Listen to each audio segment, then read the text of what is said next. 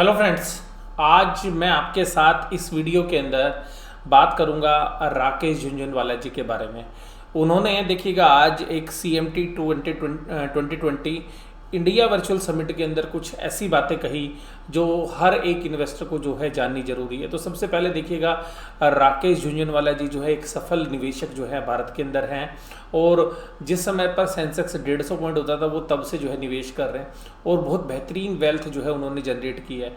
उनको जो है भारत का वारेन बफेट भी जो है कहा जाता है। तो उन्होंने जो आज चीज़ें बोली वो एक निवेशक के लिए, एक ट्रेडर के लिए जो है जानना ज़्यादा ज़रूरी है, इसलिए कि यहाँ जो उन्होंने बातें बोली वो वास्तव में उनके जीवन का जो है निचोड़ था।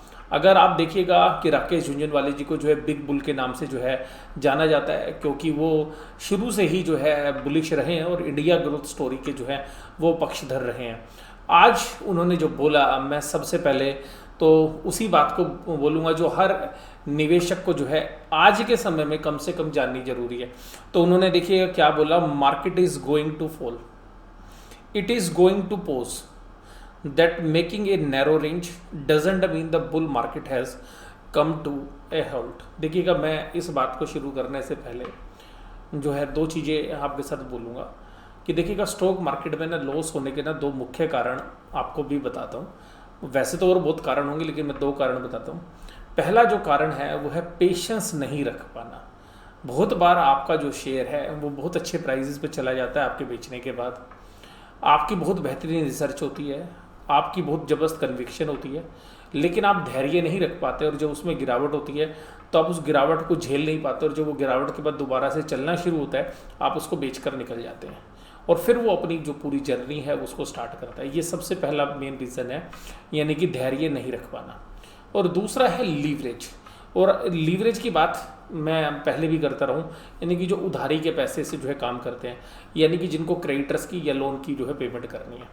तो आज जो दोनों बातें हैं वो राकेश झुनझुनवाला जी ने जो है एक तरीके से अपने पूरे के पूरे आज अपने जो भी बातें उन्होंने की उसके अंदर जो है उन्होंने शामिल की। मैं उनको उनके द्वारा बताए गए जो शब्द हैं उनको अपने तरीके से एनालिसिस करने की जो है कोशिश करूंगा। तो आपके अगर डिफरेंट व्यू हो तो आप मुझे कमेंट बॉक्स में बता सकते हैं। तो देखिएगा, सबसे पहले उन्होंने लिखा, the market is going to fall, it is going to pause and that making a narrow range doesn't mean the bull market has come to an hold. देखिएगा, इसका मैं पहले एक एक चीज़ें आपको बताऊं। वो कहते हैं कि मार्केट गिर सकती है, मार्केट गिरेगी, मार्केट रुक सकती है, यानी कि कुछ समय तक मार्केट आपको कुछ रिटर्न ही ना दे। मार्केट एक नैरो रेंज में रुक सकती है। नैरो रेंज का मतलब है कि बहुत ही सीमित दायरे के अंदर रहे, लेकिन इसका ये मतलब नहीं है कि मार्केट जो है वो बुल मार्केट जो है वो ख़त्म हो गई है। आइएगा, मैं भी इन सब के बारे में बताता हूँ। देखिएगा, मार्केट का गिरना जो है एक आम बात है। आम बात इसलिए कि देखिएगा, मार्केट जो है कभी भी रैशनल तरीके से नहीं चलेगी। मार्केट कभी ओवर वैल्यूड होगी, कभी अंडर वैल्यूड होगी, कभी वो इकोनॉमी के सारे पैरामीटर्स के साथ मैच कर रही होगी, कभी नहीं कर रही होगी। तो इस समय पर भी जो है कुछ लोगों को ऐसा लगता है कि मार्केट ओवर वैल्यूड है, हो सकता है मार्केट गिर जाए, मार्केट हो सकता है भी और आगे चल के गिरे। तो देखिएगा, मार्केट का ये नेचर है और चढ़ना और गिरना मार्केट का नेचर है। तो वो कह रहे हैं मार्केट गिर सकती है, मैं इस बात की मना नहीं कर रहा। और उन्होंने बताया भी है कि जो कॉर्पोरेट प्रॉफिट्स हैं वो जीडीपी के मुकाबले में अपने लोअर पॉइंट्स के ऊपर हैं। तो अगर आप फंडामेंटली देखेंगे तो उन्होंने इस बात की जो है गवाही भी दे दी है। लेकिन उन्होंने एक अपने साक्षात्कार के अंदर जो है एक बात बोली थी, मैं आज आपके साथ वो बात आपके साथ करना चाहूँगा। उन्होंने कहा था कि देखिएगा, अगर वेल्थ बनती तो सबसे ज़्यादा इकोनॉमिस्ट की बनती अगर स्टॉक मार्केट इकोनॉमिस्ट के हिसाब से चलता। तो कहता है कि जो इकोनॉमिस्ट हैं, जो मार्केट को प्रिडिक्ट करते हैं इकोनॉमी के बेस पर, अगर वो इकोनॉमिस्ट इतने अच्छे से जो है उसका अध्ययन करते हैं कि उसको स्टॉक मार्केट के साथ कोरिलेट करते, तो इकोनॉमिस्ट ही जो है सबसे ज़्यादा रिच होते और सबसे ज़्यादा वेल्थ भी उन्होंने क्रिएट की होती। पर ऐसा होता नहीं है, क्योंकि मार्केट बहुत सारी चीज़ों के इर्द गिर्द घूमती है। तो देखिएगा, ये उनकी बात जो है वो इस बात की जो है गवाही देती है कि वो मार्केट का इनहेरेंट नेचर की बात कर रहे हैं कि मार्केट कभी कभी इकोनॉमी से दूर चली जाएगी, कभी कभी इकोनॉमी के साथ रहेगी और कभी कभी इकोनॉमी अच्छा कर रही होगी लेकिन मार्केट अच्छा नहीं करेगी। तो देखिएगा ये मार्केट इरेशनल है, ये जो है एक भाव जो है यहाँ से निकलता है। ये बात आपको भी जो है समझनी होगी कि मार्केट जो है हमेशा इकोनॉमी के जो है साथ साथ नहीं चलेगी। हालांकि जब हम कॉलेजेस के अंदर पढ़ते थे तो हमें बताया जाता था कि स्टॉक एक्सचेंजेस जो है, जो स्टॉक मार्केट है वो बैरोमीटर है इकोनॉमी का, लेकिन आज के परिप्रेक्ष्य में अगर हम बात करें तो वो बिल्कुल जो है सही साबित जो है नहीं हो रहा है। तो एक्सेप्शन हमेशा रहते हैं। तो स्टॉक मार्केट आज एक्सेप्शनली जो है अलग डायरेक्शन के अंदर काम कर रही है, इस बात से जो है मना नहीं कर सकते। दूसरी बात है मार्केट पोज होती है। तो देखिएगा जब 2008 के अंदर हमने जो एक्सपीरियंस किया था कि मार्केट जब गिरी थी तो बहुत समय तक मार्केट पोज रहती थी। पोज का मतलब है कि मार्केट चलती ही नहीं थी, मतलब आपको 300-400 पॉइंट के जो है दायरा भी बहुत बड़ा होता है, उसी में जो है 6-6 महीने साल भर जो है बिता देती है। तो ये पोज होता है। और कभी कभी आपको तीसरी बात भी देखने के लिए मिलेगी, मार्केट नैरो रेंज में काम करती है। हमने देखा है कि निफ्टी खुलता था, निफ्टी खुला 3500 पे, 3510 तक गया, 3504 पे बंद हो गया, यानी कि पूरे 10 या 20 पॉइंट की रेंज के अंदर पूरे दिन निफ्टी चलता था। तो वहां पर क्या होता है कि इन्वेस्टर बहुत थक जाता है, ट्रेडर थक जाता है, कहते कुछ करने के लिए है ही नहीं।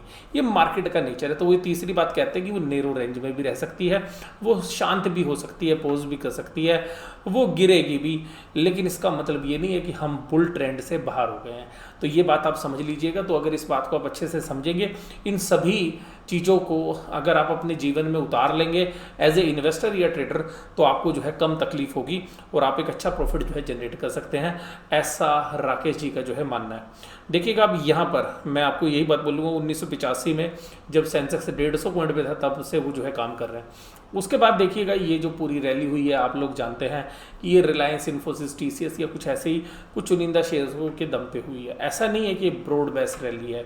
तो हालांकि ब्रॉड बेस रैली अभी तक चल रही थी, अगर आप 15-20 दिन पहले की बात करें, लेकिन अभी वो पोज ले रखा है उसने। तो आज देखिएगा जो स्मॉल कैप या मिड कैप के इन्वेस्टर्स हैं उनको लगता होगा कि मार्केट तो ऊपर रोज प्लस में बंद हो रही है, लेकिन उनके पोर्टफोलियो जो है तेज नहीं है। रीज़न देखिएगा बड़ा सिंपल है कि मार्केट अभी जो शेयर्स आपके पास हैं ब्रॉडर मार्केट के अंदर, जो बाकी शेयर्स हैं स्मॉल मिड कैप, उनमें इतनी तेजी नहीं है जितनी कि आप कुछ चुनिंदा शेयर्स की बात करें। तो इसीलिए देखिएगा आपको इंडेक्सेस में जो है प्रॉफिट ऊपर की तरफ दिख रहे हैं। उसके बाद जो है मैं आपके साथ बात करूंगा कि जो उन्होंने एडवाइस किया रोबिनहुड इन्वेस्टर्स को। तो देखिएगा जो रोबिनहुड इन्वेस्टर्स को उन्होंने जो बातें बोली है ना, वो आप समझ लीजिएगा कि ये जो बातें हैं ये हम सब के लिए बहुत काम की है। उन्होंने कहा don't trade mathematically, it is against you. आप मैथमेटिकली मत कैलकुलेट करिए कि ये इसकी इतनी पी रेशो होगी तो ये इतना होगा। तो ये वो बोल रहे हैं कि कुछ चीज़ें आपको और भी जाके देखनी कि उस बिज़नेस में किस तरीके की ग्रोथ हो सकती है, उसका बिहेवियर क्या है, मार्केट के ऑपरेटर्स क्या चाह रहे हैं, मार्केट किस डायरेक्शन में चल रही है। जैसे भी आईटी कंपनीज में अगर हम देखें तो आईटी कंपनीज में इतना प्रॉफिट ग्रोथ थोड़ी ना आ जाएगा जितनी रैली हो गई, लेकिन अभी ऑपरेटर्स या जो मार्केट की डायरेक्शन है वो उसको फेवर कर रही है। या इवन फार्मा में जितनी ग्रोथ प्रॉफिट्स में आएगी या जितनी आप उम्मीद कर रहे हो कि अगले 2-3 साल में आएगी, लेकिन शेयर्स तो उनसे कहीं ज़्यादा चल गए हैं। तो ये इस तरीके से इशारा कर रहे हैं कि आप मैथमेटिकली मत सोचिए कि वो आपको किस तरीके से जो है काम करना है। हालांकि अगर आप ट्रेडर हैं तो आपके पास एक ब्रॉड आइडिया होना चाहिए डायरेक्शन किस तरीके से जो है काम करेगी। और उन्होंने एक और बहुत जो है रोबिनहुड ट्रेडर्स के लिए एक बात और बोली कि देखिएगा ये फुल टाइम काम है, अगर आप इसको पार्ट टाइम काम करोगे तो ये मार्केट आपको पार्ट टाइम ही बना देगी। तो ये ध्यान रखिएगा कि उन्होंने एक बहुत बड़ी एडवाइस लास्ट में दी कि आप प्रोफेशनल्स की हेल्प लीजिए बजाय कि खुद जो है अपनी ज़्यादा माथापच्ची करने के। तो उन्होंने ये बात जो है लास्ट में बोली तो कि मार्केट के अंदर जो प्रोफेशनली अगर आप हेल्प नहीं लेंगे तो आपको जो है प्रॉब्लम आ सकती है। तो यहाँ पर भी जो है ये जो है काफ़ी महत्वपूर्ण बात थी उनकी। उसके बाद उनसे स्टिमुलसेस के बारे में सवाल जो पूछे गए तो उन्होंने कहा कि देखिएगा स्टिमुलसेस ज़्यादा इंपॉर्टेंट नहीं है मेरे लिए, क्योंकि वो हो सकता है कि थोड़ा बहुत समय के लिए हो कि, लेकिन जो आप स्ट्रक्चरल चेंजेस अगर आप करेंगे ना इकोनॉमी के अंदर वो इंपॉर्टेंट है। और कहते हैं कि जो पीछे स्ट्रक्चरल चेंजेस हैं वो वास्तव में जो है ड्राइव करेंगे स्टॉक मार्केट को भी और इकोनॉमी को भी। तो उन्होंने जो है प्रधानमंत्री मोदी से वो उम्मीद भी रखी कि आगे भी जो है इस तरीके की जो चीज़ें हैं कंटिन्यूएशन में रहेंगी। उसके बाद देखिएगा कि वहाँ पर इंडियन इकोनॉमी से संबंधित जो सवाल थे और मार्केट में पूछा गया कि जो बुल लेवल्स हैं आपके वो क्या हैं, किस तरीके से मार्केट बुल टेरिटरी में रहेगी। तो उन्होंने कहा देखिएगा 2003 से 2007 के बीच में जो रैली हुई थी आप उस तरीके से नहीं देख सकते हैं इसको। उन्होंने जो है इसका एक रीज़न भी जो है बताया कि देखिएगा इस समय पर जो कॉर्पोरेट प्रॉफिट्स हैं और जो जीडीपी रेशो के लोएस्ट लेवल पे हैं, जो कि उस समय पर नहीं थे। लेकिन उन्होंने कहा कि 2024 तक हमें 10% ग्रोथ की जो है उम्मीद है। और उन्होंने जो गवर्नमेंट के रिफॉर्म्स हैं उनका नाम भी लिया, जिक्र भी किया। और उन्होंने जो और एक महत्वपूर्ण बात बोली जो मैं भी पीछे आपके साथ डिस्कस कर चुका हूँ, उसको दोबारा से सुन लीजिएगा। और ये बहुत ही जबरदस्त लाइन है, अगर आप एक अच्छे निवेशक बनना चाहते हैं तो बहुत ही काम की बात है। उन्होंने कहा know journey is linear. Linear नहीं, आपको स्ट्रेट लाइन ग्रोथ नहीं मिलेगी, आपको सेकुलर बिल्कुल रिटर्न्स नहीं मिलेंगी।